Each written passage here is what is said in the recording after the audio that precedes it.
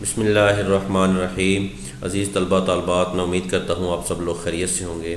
अज़ीज़ तलबा, प्रीवियसली हमने अपने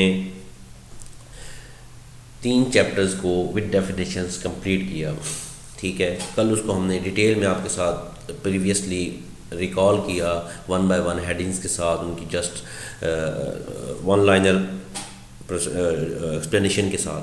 तो आज हम अपने नेक्स्ट चैप्टर की तरफ मूव कर रहे हैं, जिसका नाम है चैप्टर नंबर 4A, और उसमें हम ऑटोनॉमिक नर्वस सिस्टम के बारे में बात करेंगे, ठीक है।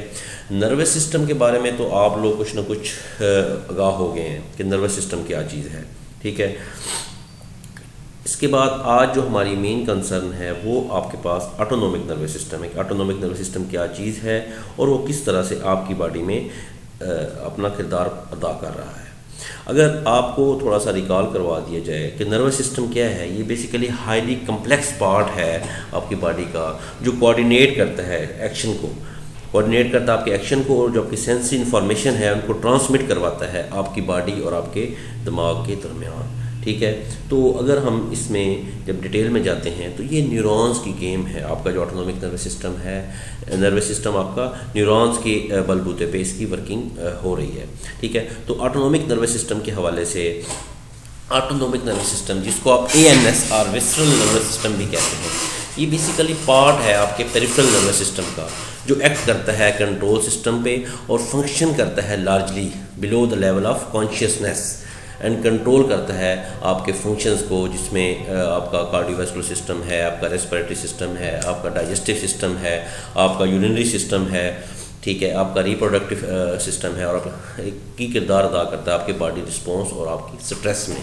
तो अगर इसको लॉजिकली देखा जाए तो ऑटोनॉमिक नर्वस सिस्टम जो है ये एंडोक्राइन सिस्टम के साथ वर्किंग करता है। आपने अगर अपनी एनाटॉमी पोर्शन में देखा हो एंडोक्राइन सिस्टम को, तो एंडोक्राइन और एक्सोक्राइन सिस्टम, ठीक है, आपकी जो हार्मोनल सिक्रीशंस हैं उसके सिस्टम को इंडिकेट करता है। तो जो आपका एंडोक्राइन सिस्टम है ये कोऑर्डिनेट करता है regulation and integration of body functions को, ठीक है। तो आपका ऑटोनॉमिक नर्वस सिस्टम किस तरह से वर्किंग कर रहा है, ये कोऑर्डिनेट कर रहा है एंडोक्राइन सिस्टम के साथ, ठीक है, for the regulation and integration. Integration क्या होती है, आपकी हमआंगी, आपके बॉडी फंक्शंस, जो एक हमआंगी, देखें हमआंगी से क्या मुराद है, आप इसको किस तरह से एक्सप्लेन करेंगे। देखें, आप उठे, आपने कोई फंक्शन परफॉर्म किया, सपोज आपने प्लान किया कि मैंने वॉशरूम जाना है, अगर आपने उसके बाद आपने ब्रेकफास्ट करना है, ठीक है। देखिए आपकी बॉडी, आपके आपके आपके लेग्स, आपके फिट, आपके आर्म्स, ठीक है, आपकी आइज़, आपका ब्रेन, सब चीज़ें आपके साथ वर्किंग परफॉर्म कर रही हैं। तो ये जो सारी वर्किंग हो रही है ये कौन करवा रहा है, ये करवा रहा है आपका नर्वस सिस्टम। नर्वस सिस्टम किस तरह करवा रहा है, जो आपका एंडोक्राइन सिस्टम है। एंडोक्राइन सिस्टम कौन सा है, अगर आप अपने एनाटॉमी सेक्शन को थोड़ा रिकॉल करें तो एंड पे आपने पूरा चैप्टर एंडोक्राइन सिस्टम पे पढ़ा हुआ है, ठीक है। तो आपकी ये जो सिक्रीशंस हैं, हार्मोनल सिक्रीशंस जो हैं, वो सारी देखें, आपका स्वेट ग्लैंड्स, आपके स्लाइवास, ये सारे आपके एंडोक्राइन से, तो ये इनकी रिलीज और इनका इखराज जो है, इनका प्रोडक्शन जो है, वो आपके नर्वस सिस्टम को बूस्ट करता है। तो उसके साथ, उसके कोऑर्डिनेशन के साथ एक आपकी बॉडी में एक हमआंगी आती है, एक बॉडी बनती है, एक जिस्म बनता है, एक शेल्टर के नीचे एक वर्किंग परफॉर्म होती है। तो ये सारी वर्किंग हो रही है, ये कौन करवा रहा है, ऑटोनॉमिक नर्वस सिस्टम करवा रहा है। ऑटोनॉमिक नर्वस सिस्टम का जो बेसिक कंसर्न है वो उसका रेगुलेशन है, आपके जो विसरल फंक्शंस हैं, जो आपके डीप इनवर्ड फीलिंग्स हैं आपकी बॉडी में, उनके जो आपके इसको आपका ऑटोनॉमिक सिस्टम कंसर्न कर रहा है, जो कि जिनको आप इसको इसी वजह से, इन्हीं वजूहात की बिना पर आप इसको इनवॉलंटरी सिस्टम भी कहते हैं। देखें, आप वॉलंटरी और इनवॉलंटरी से आप लोग आगाह होंगे, ठीक है। तो आपके अपने कंट्रोल और आपके जो जिस भी चीज़ पे आपका कंट्रोल ना हो, ठीक है, तो उनको आप लोग इनवॉलंटरी का नाम दे सकते हैं, ठीक है। तो ये आपका बेसिकली क्या है जी, इनवॉलंटरी सिस्टम है। इसको नर्वस सिस्टम भी, ऑटोनॉमिक नर्वस सिस्टम भी कहते हैं और इनवॉलंटरी सिस्टम भी कहते हैं, ठीक है। तो इसके बाद इसका मेन कंसर्न क्या है, देखें, जैसे आपकी बॉडी है, बॉडी जैसे आप लोगों ने अपने फिजियोलॉजी के पोर्शन में पढ़ा होगा कि बॉडी का सबसे जो basic structure and function unit है वो क्या चीज़ है, वो सेल है, सेल मिल के टिश्यूज़ बनाते हैं, टिश्यूज़ मिल के फिर आपके बॉडी के बाकी सारे पार्ट्स को बनाते हैं, ऑर्गन्स मसल्स आपके डेवलप होते हैं और आपके सिस्टम्स तक ये पूरा आपका जो फ्लो चार्ट है ये पहुंचता है। तो कंसर्न क्या हुआ कि आपका जो न्यूरॉन्स हैं ये बेसिकली आपके नर्व सेल्स हैं, तो आप इनको क्या कहेंगे, ये आपके नर्वस सिस्टम के basic structure and functional unit है। कौन? आपके न्यूरॉन्स, ये आपके नर्वस सिस्टम के क्या हैं, ये basic structure and function unit है। तो इसका क्या मतलब हुआ कि आपका जो नर्वस सिस्टम है वो किस चीज़ से बिल्ड हो रहा है, आपके न्यूरॉन से बिल्ड हो रहा है, ठीक है।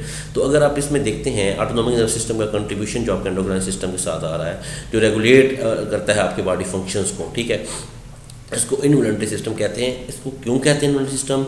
इसलिए कहते हैं कि कंसर्न है आपकी बॉडी के विसरल फंक्शंस जो हैं, आपके इनवर्ड जो फंक्शंस हैं आपके ऑटोनॉमिक नर्वस सिस्टम को कंसर्न है, ठीक है। तो जैसे हम बात कर रहे थे न्यूरॉन्स की, न्यूरॉन्स क्या है? Autonomic nervous system contain nerve cells, जिनको आप न्यूरॉन कहते हैं। ये बेसिक स्ट्रक्चरल फंक्शनल यूनिट है आपके नर्वस सिस्टम का। अब देखें, सवाल पैदा होता है कि किस तरह से ये बेसिक स्ट्रक्चरल फंक्शनल यूनिट है। मतलब आपका नर्वस सिस्टम जिस चीज़ पे डिपेंड कर रहा है, जिस चीज़ से अपनी वर्किंग परफॉर्म कर रहा है, वो सबसे पहली चीज़ न्यूरॉन है। जिस तरह अगर आप सोचें कि आपकी बॉडी कैसे बन गई है, तो आपके ज़हन में सबसे पहली जो चीज़ आती है वो सेल आती है, ठीक है। Cell basic structural functional unit of your body. इस तरह न्यूरॉन क्या है? ये basic structural functional unit of your nervous system, ठीक है।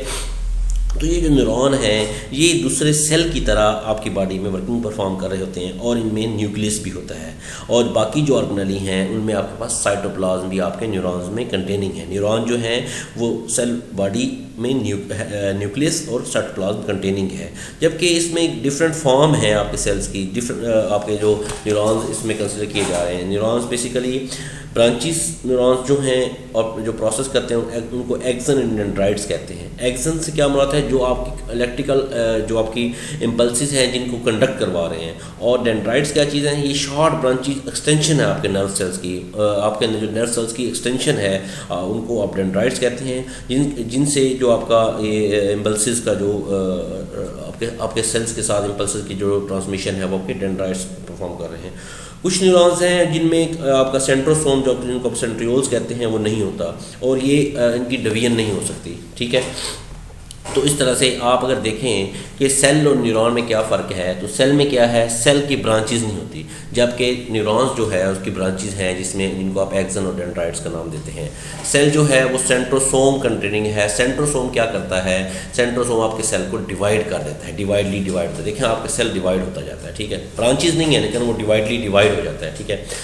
लेकिन आपको साथ साथ मैं ये भी बताता चलूँ, अगर आपका सेल अनकंट्रोल्ड वेन की तरफ चला जाए तो आप खुदा न खास्ता आपका सेल आपके बॉडी को नुकसान पहुंचाना शुरू हो जाते हैं, क्योंकि सेल की कंट्रोल्ड डिवीजन जो है एक लिमिट तक जो डिवीजन है वो बेरेबल है, वो काबिल बर्दाश्त है। जबकि जो न्यूरॉन्स हैं उनमें कोई सेंट्रोसोम नहीं होता। उसकी वजह से क्या होता है? न्यूरॉन्स आपके डिवाइड नहीं होते, ठीक है। उनकी ब्रांचेस ज़रूर होती हैं, उनकी फंक्शनिंग परफॉर्म हो रही है, लेकिन न्यूरॉन्स की डिवीजन नहीं हो रही होती, ठीक है। तो अगर आप क्लासिफिकेशंस पे बात करते हैं, न्यूरॉन्स नर्व सिस्टम की क्लासिफिकेशंस पे बात करते हैं, तो बेसिकली इनको हम क्लासीफाई करते हैं दो तरीक़ों से। एक आपके पास मोटर न्यूरॉन्स हैं और एक आपके पास सेंसरी न्यूरॉन्स हैं। मोटर न्यूरॉन्स में आपके पास एफरेंट आ रही हैं और सेंसरी न्यूरॉन्स में आपके पास एफरेंट आ रहे हैं, ठीक है। सिर्फ ई और ए का फ़र्क है, ठीक है। तो अगर हम इनकी फंक्शनिंग के हवाले से आपसे बात करें कि एफरेंट क्या करता है, एफरेंट क्या करता है, तो ये चीज़ें आपके साथ बड़ी क्लियर हो जाएंगी। मोटर न्यूरॉन्स में सबसे पहले आपके पास ये जो इम्पल्सिस कैरी कर रहे हैं आपके सेंट्रल नर्वस सिस्टम से, आपका जो दिमाग है, आपका जो ब्रेन है, उससे आपके पेरिफेरल इफेक्टर ऑर्गन्स। अब देखें ये दो चीज़ें हैं अलग अलग, कि आपके सर से, आपके दिमाग से, आपके ब्रेन से, आपके पेरिफेरल इफेक्टर ऑर्गन्स कौन से हैं? आपकी बॉडी के अदर पार्ट्स जो हैं वहाँ जो इन्फॉर्मेशन आती हैं वो किन इम्पल्सेस के थ्रू आती हैं? मोटर इम्पल्सेस के थ्रू आती हैं। जो ई वाली हैं, जिस वर्ड के सामने ई लगा हुआ है, इफरेंट लगा हुआ है, वो इम्पल्सेस आपके दिमाग से आपकी बॉडी की तरफ लेके आ रहे हैं वो न्यूरॉन्स। ये न्यूरॉन्स जो हैं इनको इफरेंट न्यूरॉन्स कहते हैं। और इनके जो है इनमें देखिए न्यूरॉन्स जब आपको बताया है कि उसमें ब्रांचेस हैं, तो एक्सन डेंड्राइट्स सब मोटर न्यूरॉन्स में भी होंगे, सेंसरी न्यूरॉन्स में भी होंगे।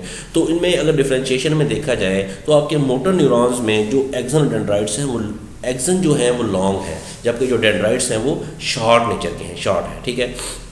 इसी तरह अगर आप अपने सेंसरी न्यूरॉन्स को देखते हैं तो जो ये न्यूरॉन्स हैं ये इम्पल्सिस कैरी करते हैं from peripheral organ to the central nervous system. आपके जो बॉडी ऑर्गन्स हैं, जो मसल्स हैं, आपके ग्लैंड्स हैं, ब्लड वेसल्स हैं, इनसे आपके दिमाग की तरफ, आपके दिमाग की पेरिफेरल ऑर्गन से आपके दिमाग की तरफ जो न्यूरॉन्स आपके इम्पल्सेस कंडक्ट करवा रहे हैं उनको सेंसरी न्यूरॉन्स कहते हैं। जो आपके वर्ड ए इंडिकेट करता है ना, एफरेंट, वो ए से इंडिकेटेड है, ठीक है।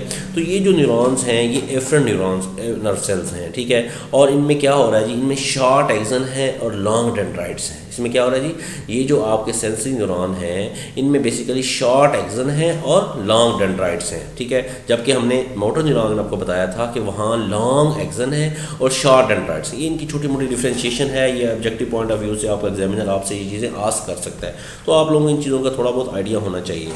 तो अगर मैं इसको दोबारा आपको रिकॉल कर दूँ कि मोटर न्यूरॉन्स जो हैं वो कैरी करते हैं इम्पल्सिस आपके सेंट्रल नर्वस सिस्टम से आपके पेरिफेरल ऑर्गन की तरफ, आपके मसल्स, ग्लैंड्स या आपके ब्लड वेसल्स की तरफ। और मोटर न्यूरॉन्स जो हैं उनको एफरेंट नर्व सेल्स कहते हैं और जनरली ये जो हैं ये लॉन्ग एक्सन और शॉर्ट डेंड्राइट्स कंटेनिंग है। इस तरह जो सेंसरी न्यूरॉन्स हैं वो इम्पल्सेस कैरी करते हैं आपके पेरिफेरी से, पेरिफेरल ऑर्गन से आपके सेंट्रल नर्वस सिस्टम की तरफ, जिसमें आपके शॉर्ट एक्सन है और आपके लॉन्ग डेंड्राइट्स कंटेनिंग है।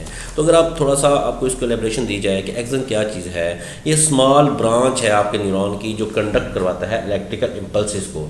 जबकि डेंड्राइट्स क्या हैं जी, ये शॉर्ट एक्सटेंशन है, बढ़ोतरी है, थोड़ी बढ़ोतरी है आपके नर्व सेल्स की, किसके साथ, along with impulses receive from other sales, दूसरे सेल से जो इम्पल्सेस रिसीव की जाती हैं उसकी ये बढ़ोतरी को डेंड्राइट्स का नाम दिया गया। इस तरह से आपके एक्सन और डेंड्राइट्स की एलेबोरेशन आपके पास होती है।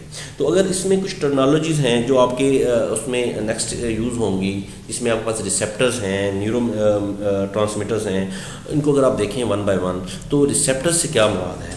रिसेप्टर फार्माकोलॉजिकल जो रिसेप्टर है ये बायोलॉजिकल मॉलिक्यूल है। ये क्या चीज़ है, ये बायोलॉजिकल मॉलिक्यूल है जो ड्रग को बाइंड करवाता है और प्रोड्यूस करता है मेजरेबल रिस्पॉन्स। रिसेप्टर क्या चीज़ हुई, ये एक बायोलॉजिकल मॉलिक्यूल है जो जिसके साथ आपकी जो ड्रग है वो बाइंड करती है और आपका जो मेजरेबल रिस्पॉन्स है, जो आपको रिक्वायर्ड होता है रिस्पॉन्स, वो अटेन किया जा सकता है।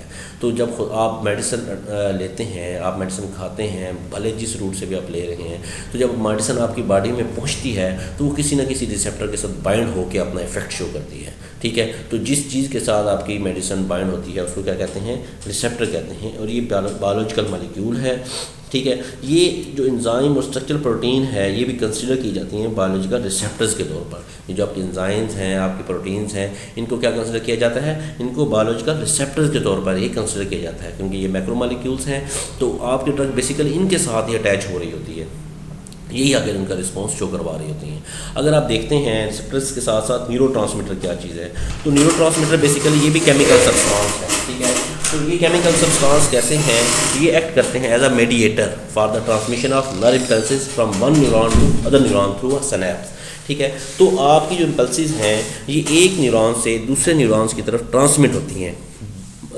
तो उसमें कौन सालस का किरदार अदा करता है, कौन उनको फैसिलिटेट करता है, तो आपके न्यूरोट्रांसमीटर आपके एक न्यूरॉन से दूसरे न्यूरॉन में आपके इम्पल्सेस को ट्रांसमिट करते हैं, ठीक है। तो एक न्यूरॉन से दूसरे न्यूरॉन में जो आपकी इम्पल्सेस ट्रांसफ़र होती हैं तो उसमें एक आपका साइनैप्स बनता है, ठीक है। साइनैप क्या चीज़ है, बेसिकली एक स्ट्रक्चर है जो अलाउ करता है, जो नेटवर्क अलाउ बनाता है आपके इलेक्ट्रिकल और केमिकल सिग्नल्स को पास आउट करने के लिए। तो इसको आप क्या कहेंगे, structure that permit a network to pass an electrical and chemical signals. Electrical और केमिकल सिग्नल्स को पास करने के लिए आपका जो स्ट्रक्चर है आपकी बॉडी में उसको साइनैप कहते हैं, ठीक है।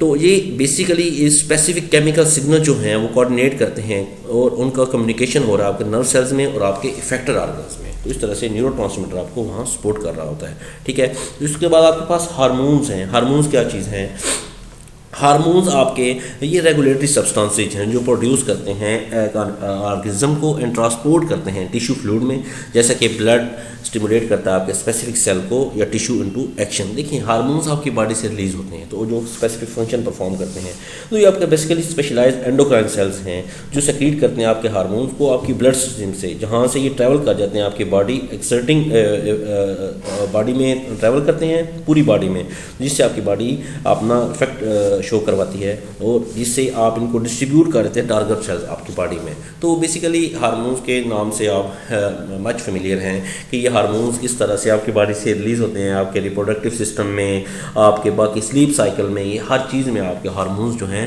ये आपकी बॉडी को रेगुलेट कर रहे हैं। इसीलिए वर्ड लिखा गया है regulatory substance produce in organism.